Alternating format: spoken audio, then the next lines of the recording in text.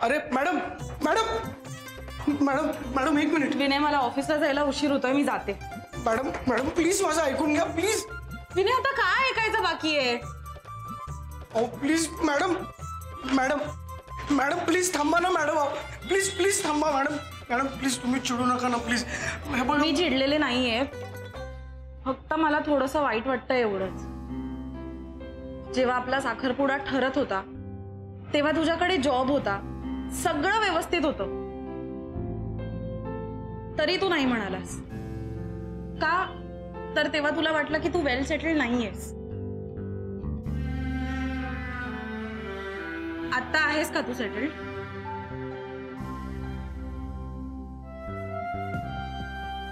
आता तुझ्याकडे जॉब पण नाहीये, तरी तू लग्नाला तयार झालाय। मॅडम अहो मी तुम्हाला तेच सांगण्याचा प्रयत्न करतोय मागापासून। मी लग्न करत नाहीये। अहो तुमचा खूप मोठा गैरसमज झालाय। तो श्रीकांत आहे ना, श्रीकांत, त्याला मी एकदम मजेत म्हणालो लग्न ठरलंय, मजेत मजेत म्हणालो मॅडम, मजेत। माझं खरंच काही लग्न वगैरे ठरलेलं नाही। अहो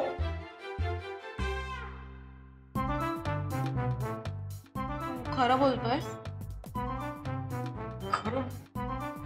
आई बाबांची शपथ मॅडम। मग आई बाबा का आले? ते श्रीकांतने फोन करून सांगितलं सगळं। त्यांनाही तुमच्यासारखंच वाटलं म्हणून आले लगेच ते। आता जस्ट मी त्यांचा गैरसमज दूर केला, जस्ट तुम्ही यायच्या आधी जस्ट तेवढं तुम्ही आलात आणि तुम्ही गैरसमज करून घेतलं।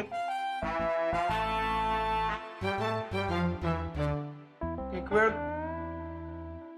आई बाबांचा गैरसमज झालेला चालेल मला,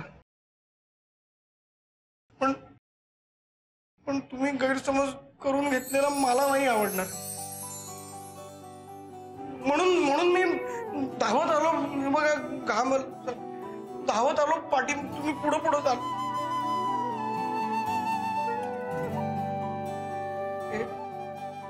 या गोष्टीचा तुमच्यावर एवढा परिणाम होईल खरंच वाटलं नव्हतं मला।